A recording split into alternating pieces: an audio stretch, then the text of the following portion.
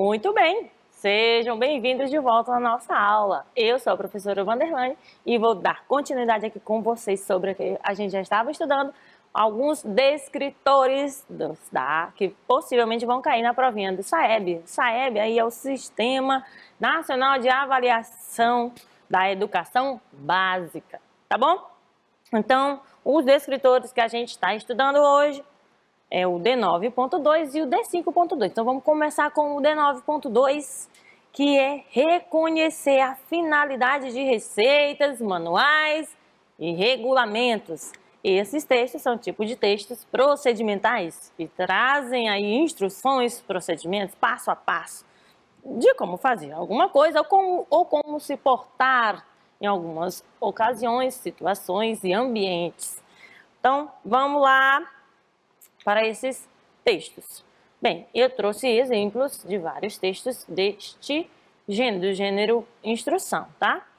Então, vamos ver o primeiro. Faça um fóssil. Vamos ler comigo, gente, se você conseguir aí de casa. Os fósseis de verdade levam milhares de anos para se formar, mas você pode usar gesso branco para fazer um fóssil em poucos minutos. Você vai precisar de um tabuleiro de bolo, 1 quilo de areia, meio quilo de gesso. Compre gesso de estuque em uma casa de material de construção. 1 litro de água, um pote plástico para fazer a mistura, uma colher de pau, uma régua pequena e um pincel macio de tamanho médio. Olha só os materiais, isso é bom. E é como fazer?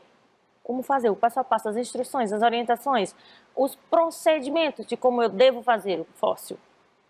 Pegue a areia e despeje-a no tabuleiro. Se a areia estiver seca, umedeça até ficar boa para a modelagem. Alise a areia com a régua até ficar bem plana. A areia deve ficar em 1 centímetro mais baixa do que a borda da forma. Com o punho fechado, compacte toda a superfície da areia socando bem. Alise-a novamente com a régua. Coloque a forma sobre um banquinho de cozinha, ponha a mão lentamente sobre a areia, faça pressão para baixo, depois retire a mão com cuidado. Verifique se o molde ficou legal. Se ficou, siga em frente. Se não ficou, comece tudo novamente. Bom, aí a preparação para o gesso. Como é que você deve fazer? Despeje 1 litro de água no pote para a mistura. Em seguida, despeje devagarinho meio quilo de gesso e aguarde 1 minuto. Depois, misture bem o gesso com a água com a ajuda da colher de pau, como se fosse uma massa de bolo. Sem perder tempo, mas com calma, despeje a massa no tabuleiro a partir do canto da forma, bem devagar mesmo, de modo a não derrubar a areia nem fazer bolhas no gesso. Espere 30 minutos até o gesso endurecer e retire a figura moldada. Para tirar o excesso de areia, use pincel. Atenção, não jogue água com gesso na pia, tá? Ainda te dá essa dica ainda. Olha aí. O exercício que a gente vai fazer. Qual é a habilidade? Descobrir, né? Reconhecer a finalidade desses textos. Textos instrucionais, né? Esse texto mostra, olha a questão, olha a pergunta, né? O que o enunciado diz. Esse texto mostra o quê? A importância dos fósseis, cuidado com os fósseis, como fazer um fóssil. Bem aqui, geralmente as questões das provas e simulados vai trazer alguma pergunta do tipo, qual é a finalidade do texto? Para que serve esse texto?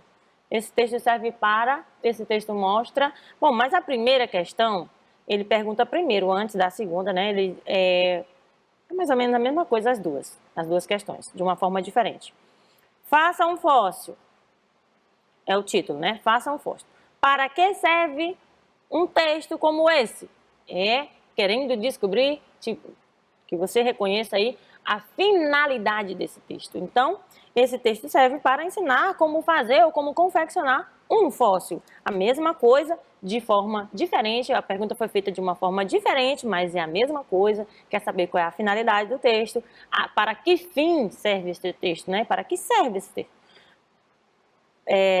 Esse texto mostra como fazer um fóssil. A letra C, ó, não mostra a importância dos fósseis, os cuidados com o fóssil. Sim, ele mostra como fazer um fóssil, ok? A mesma, geralmente vai vir com as questões, a questão vai vir um pouco modificada, mas vai querer saber, se for esta habilidade, né, se for esse descritor, vai sempre querer saber qual é a finalidade, para que serve esse texto.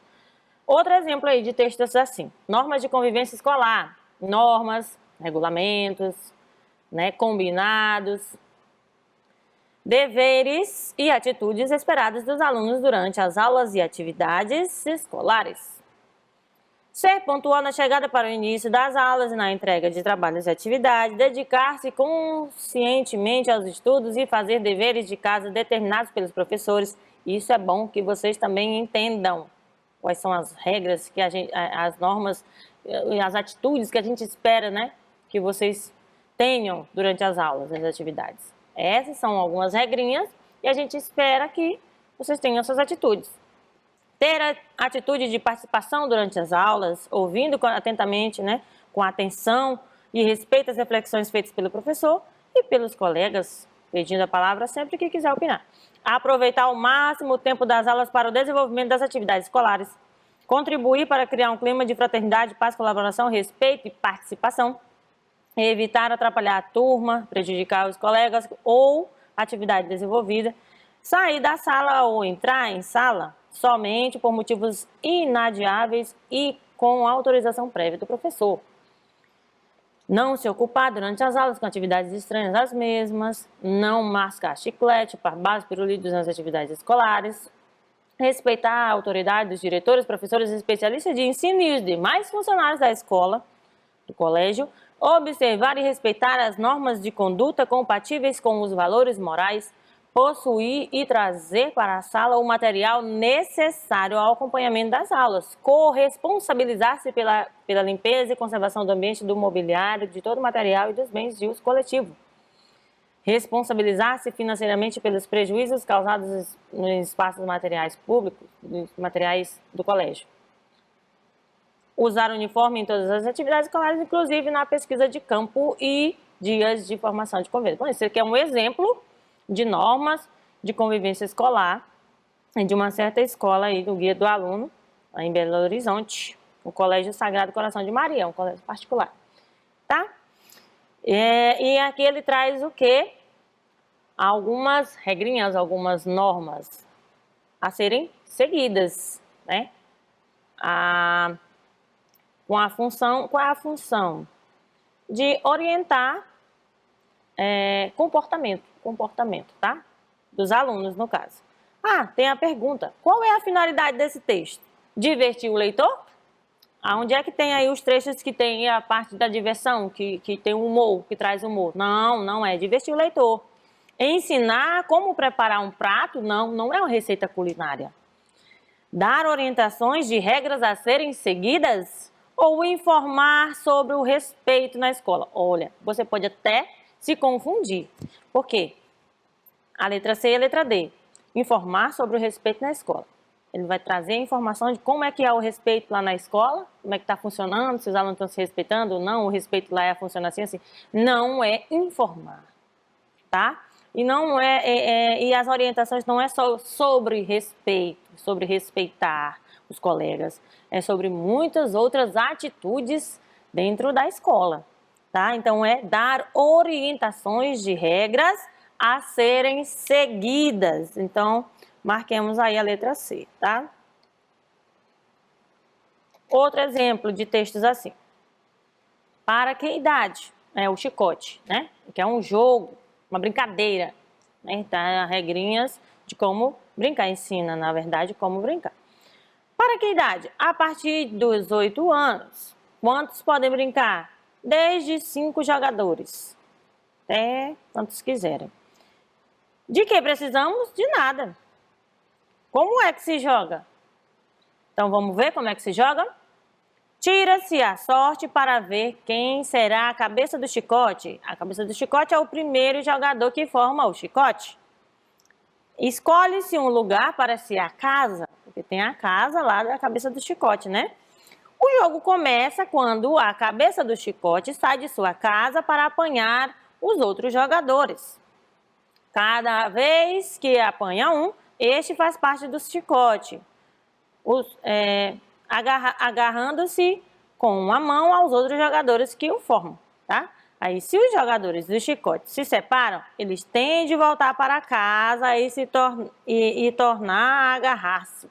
Só a cabeça do chicote pode apanhar outros jogadores. Os que estão agarrados podem apenas impedir que esses outros jogadores, né, possam passar. Eles podem atrapalhar a passagem dos outros jogadores que estão soltos e aí ajudando assim a cabeça do chicote a capturá-lo, né? E aí aumentar o tamanho do chicote. Mas nada, o jogo acaba quando todos os jogadores fazem parte do chicote e não há nenhum livre. Gente, vamos exercitar. Qual é o objetivo desse texto? Do texto, qual é a finalidade? Para que ele serve? Ensinar como jogar o jogo O Chicote? Tá na cara. Mas vamos conferir as outras. Ensinar a montar um brinquedo? Não está ensinando como montar um brinquedo. Nem a ilustração mostra isso. Nada mostra isso. E tá ensinando, mostra que é muito difícil o jogo? Também não é muito difícil. Não precisa nem de nada, nenhum outro material, só das pessoas mesmo. É um jogo muito fácil. E o objetivo desse texto é ensinar como jogar esse joguinho aqui, que é o jogo O Chicote. Mas qual é o objetivo do jogo? Ó, o objetivo do texto e tem o objetivo do jogo. Já é diferente, tá? Nós reconhecemos agora nessa questão qual é a finalidade desse texto, para que ele serve? Para ensinar como jogar este jogo aqui, que é o jogo do chicote, né? O chicote. E o objetivo deste jogo a gente descobre lendo, tá? E jogando, né? O objetivo dele é juntar todos os jogadores unidos em um chicote, sem deixar nenhum de fora, tá? Bom, aí aqui temos um exemplo de receita. Texto instrucional, ensino passo a passo. Aqui ele ensina como fazer um almoço completo, tá, gente? Bem, tem o prato aí, tabule, que vai te ensinar como fazer o tabule. Precisa de quê? De uma xícara de chá de grãos de trigo, 2 tomates maduros, uma cebola média, caldo de 1 limão, uma xícara de café de salsa picada, bem picadinha, uma xícara de café de cebola verde picadinha, uma colher de sal, de chá de sal e 4 colheres de sopa de azeite e um pé de alface. O modo de preparo, como fazer esse tabule? Durante 2 horas, colocar o trigo de molho numa vasilha. Picar os tomates sem as sementes e a cebola bem miudinhos. Espremer o trigo com as mãos, retirando a água. Juntar o trigo, a salsinha, a cebolinha, o tomate, a cebola, o sal, o caldo de limão, o azeite. Misturar tudo, lavar muito bem as folhas de alface e servir o tabule em cima da folha de alface sobre uma fatia, ou sobre uma fatia de pão, né? E os tomates recheados, que vai fazer parte deste almoço. Tomates recheados, você vai precisar de quê? Um ovo cozido, meia cebola ralada, uma xícara de chá de leite ralado, 3 colheres de sopa de maionese, alface para enfeitar e 8 tomates. Modo de preparo, você vai lavar os tomates, bem lavadinhos, cortar a tampa, né, a tampinha de cada tomate. Depois você vai retirar aquele miolo e para encher, né, para rechear, temperar com sal. Amassar juntos o queijo ralado, o ovo cozido, a cebolinha, a maionese, fazendo um creme. Depois você vai rechear o tomate, né, com esse creme e vai colocar lá dentro dos tomates. E aí, colocou um prato e enfeita com folhas de alface. Ótimo! A sobremesa gostosa. Um coco ralado, fatias de 5 laranjas. Pronto. Modo de preparo, você vai colocar numa vasilha bonita, né, para servir. Arranjar as camadas, uma camada de fatias de laranja, outra camada de coco ralado, mais uma de laranja, outra de coco ralado, enfim, até acabar as fatias. E aí, a última camada é de coco ralado, ok? Levar à geladeira antes de servir, para servir friazinha, legal. Para que foi escrito esse texto? Para que esse texto foi escrito? Quer saber qual é a finalidade dele? Para que fim? Para que serve esse texto? Ele foi escrito para... mostrar comidas saudáveis, Para ensinar como fazer uma refeição completa ou para ensinar a fazer listas de compras? Gente, isso aqui é muito fácil. Para fazer uma refeição completa. Qual refeição completa será essa? No caso, almoço. Até o título já diz, almoço. Pronto. Temos o manual de instruções. Aqui é o manual de instruções de uso, né? Manuseio, montagem e uso de um liquidificador. O próprio título diz Manual de Instruções, Liquidificadores.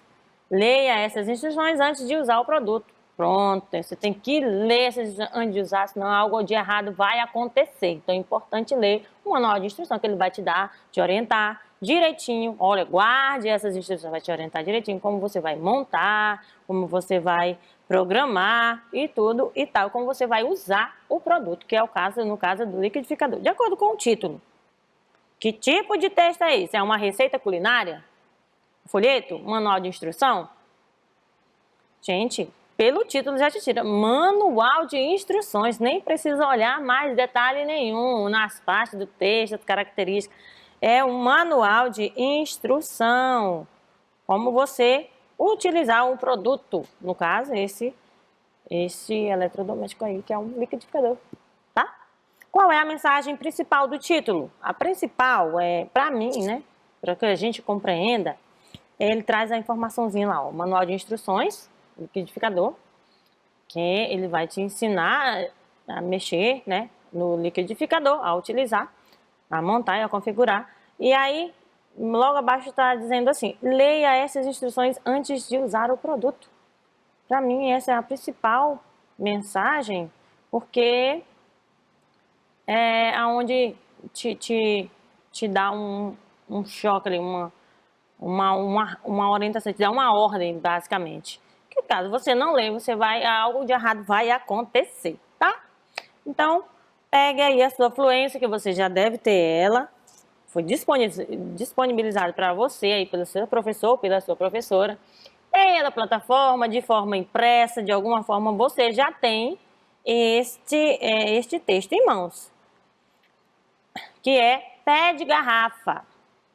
Hoje, quinta-feira, você vai fazer o quê? Chamar alguém aí da sua casa e fazer a leitura compartilhada com essa pessoa.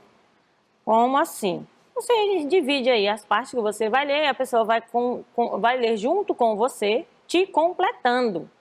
Lendo junto, você termina, a pessoa continua, a pessoa termina, você continua, certo? E aí, disso, você vai gravar um áudio e vai enviar para o seu professor ou para a sua professora essa leitura compartilhada que foi feita, tá bom?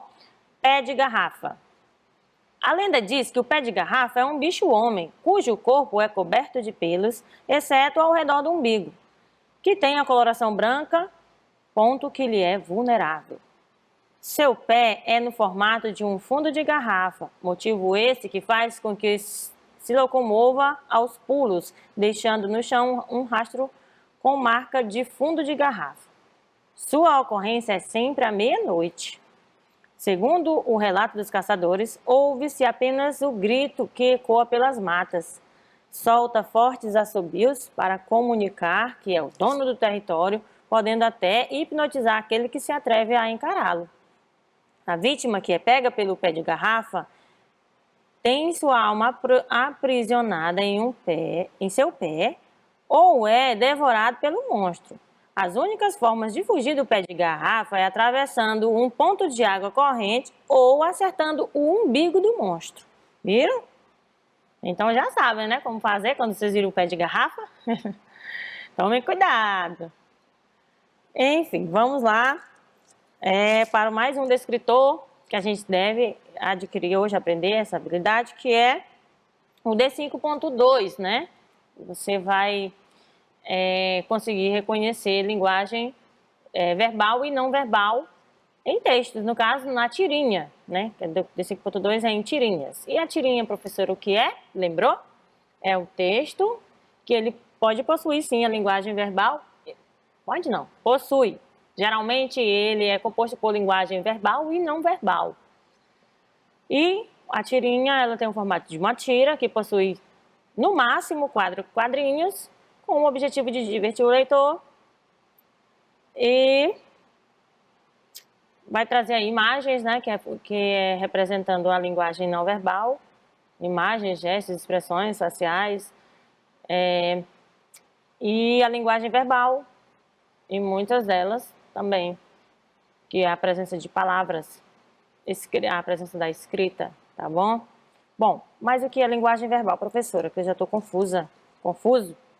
Bem, linguagem verbal, quando se fala com alguém, lê um livro, uma revista, é utilizada a palavra como um código. Esse tipo de linguagem é conhecida como linguagem verbal. Podem ser através da palavra escrita ou da falada. Certamente, essa linguagem é mais comum no dia a dia, né? Quando alguém escreve uma mensagem em rede social, por exemplo, ela está utilizando a linguagem verbal. Ou seja, transmitindo informações através das palavras. Ou quando manda um áudio também, é através das palavras, tá, gente? Tem um exemplo aqui. Ela é expressa, ela é de forma verbalizada, né? Ela é a linguagem verbalizada. Tem um exemplo aqui de linguagem verbal, uma placa que diz silêncio. Pode ser em um hospital, uma clínica, uma biblioteca. Tem a plaquinha lá, silêncio. Algum ambiente que deva prevalecer o silêncio, você pode ver uma plaquinha como essa. Aí está escrito silêncio, uso de palavras. É a linguagem verbal, escrita, tá? Mas a outra linguagem, do contrário, diferente da linguagem verbal, é a não verbal, que não faz uso de palavras, não faz uso da escrita. E sim, através de gestos, desenhos, imagens, placas, símbolos, tá? No caso, essa aqui é outra forma de comunicação que não é feita nem por sinais verbais, nem pela escrita, como eu falei, é a linguagem não verbal. Portanto, ela basicamente vai lidar com imagens. Nesse caso, o código a ser utilizado é através da simbologia. A linguagem não verbal é constituída por gestos, tom de voz e outras coisas, né? Placas, símbolos. Portanto, é possível notar que a ausência de palavras não significa ausência de texto. Por exemplo, se uma pessoa está dirigindo, vê o sinal vermelho, a primeira reação a se fazer é o quê? Qual é a primeira reação a se fazer? Parar. Pois bem, essa comunicação é feita através da linguagem não verbal. Ao contrário do que muitos pensam, a linguagem não verbal é utilizada constantemente na vida das pessoas. Um exemplo disso é através de sinais de trânsito. Temos outros exemplos. Os emojis que a gente usa, né, nas mensagens, às vezes a gente usa só o emoji para expressar um sentimento, uma sensação, né, do que a gente está sentindo. Aquilo ali, a gente consegue transmitir uma mensagem, né? É uma linguagem, é o uso da linguagem não verbal. Não há presença de palavras, tá? Da escrita. Os gestos de expressão corporal também são classificados como uma linguagem não verbal. Aí nós temos aquela mesma mensagem que eu mostrei para vocês da linguagem verbal. A plaquinha com a palavra, né, escrito lá, silêncio. Tá se pedindo silêncio, transmitindo a mensagem. Faça silêncio, né? Mas essa imagem aqui mostra um exemplo de linguagem não verbal. É uma simbologia, né, que representa, que pede para você fazer silêncio. A enfermeira, com esse gesto aí, ela está pedindo silêncio. Em um hospital, em uma clínica, ou qualquer outra pessoa que não seja uma enfermeira que esteja fazendo esse gesto para fazer silêncio em um outro ambiente, uma biblioteca, em um ambiente silencioso, você vai entender a mensagem que está pedindo para fazer silêncio, ok? É efetivada essa linguagem não verbal, ela é efetivada, por exemplo, de signos visuais, imagens, as placas, as cores, a sinalização de trânsito, tudo mais. Exemplo aqui, como eu já expliquei sobre a tirinha, né? Então, aqui nós percebemos que essa tirinha, ela é composta somente, ela é feita somente pela linguagem não verbal, só pela presença de imagens, das expressões, dos personagens aí, só por imagens. É uma linguagem não verbal. Olha aí a pergunta. A linguagem utilizada na tirinha é linguagem não verbal, é a letra B, não precisa nem discutir, tá? Próximo, porque, olha só, vamos analisar essa tirinha. Nela, há presença de linguagem verbal, por meio das palavras escritas, se você percebe no tapete, no primeiro quadrinho, e na fala da mãe, no último quadrinho. E pela linguagem não verbal, pela presença das imagens, tá? Então, por que Cascão não entrou em casa? Olha, ele está chegando em casa, perceba o sol, ainda é dia, e ele observa que há algo escrito no tapete. Limpe os pés. A gente sabe, reconhece, a gente já conhece que, né, a história do Cascão, sabe que ele não gosta de tomar banho, não gosta de se limpar, ele sempre anda sujo. E aí a mãe coloca limpe os pés. O que ele fez? Olha, no último quadrinho já, né, é noite e ele está dormindo do lado de fora da casa. Quando a mãe percebe e vê ele lá fora, ela diz, Cascão! Né? Ele diz, que isso, né? É engraçado, onde há humor. Ele não gosta de tomar banho, não gosta de limpar. Então, por que ele não entrou em casa? Porque ele percebeu, ele viu o que estava escrito no tapete, não gostou do que viu, porque não gosta de se limpar, e preferiu dormir do lado de fora. Qual é o tipo de linguagem que aparece na história? Como eu falei para vocês, a linguagem verbal e linguagem não verbal. As duas, tá? A gente pode até chamar de linguagem mista, que utiliza das duas. Leio a tirinha. Espelho meu, existe alguém mais inteligente do que eu? Olha a animação do Cebolinha ao pegar o coelhinho de pelúcia da Mônica, né? O brinquedinho que ela mais gosta. O espelho, olha só, o reflexo no espelho é quem responde. Não! Então, tudo de bom. Boa sorte! E sai correndo, vai-se embora. Olha aí o que aconteceu lá no último quadrinho. A Mônica vem chegando muito brava. E aí, ó, o reflexo no espelho já percebia isso, que isso ia acontecer e fugiu. Disse assim, se o Cebolinha quiser apanhar, vai apanhar sozinho. Eu tô fora. Como ele fala, tô fora. O reflexo do espelho foi muito rápido na resposta e saiu correndo. Por quê? Porque a Mônica se aproximava feliz para recuperar seu coelhinho. Não, ela não estava feliz. Perceba no último quadrinho, nem um pouco feliz. Porque o Cebolinha sabia de tudo que foi ensinado na escola errado. Porque a Mônica se aproximava brava e ele estava prestes a levar uma surra. Essa aqui. Muito bem. Então, gente, como nós já aprendemos a reconhecer a finalidade de textos, né, no caso dos textos instrucionais, e a reconhecer também a linguagem verbal e não verbal em tirinhas, eu vou ficando por aqui. Agradeço a sua participação, né, a sua audiência aí, porque significa que você está nos assistindo e está respeitando o nosso trabalho e valorizando o seu estudo. Então, até a próxima aula, se Deus permitir. Tchau, tchau.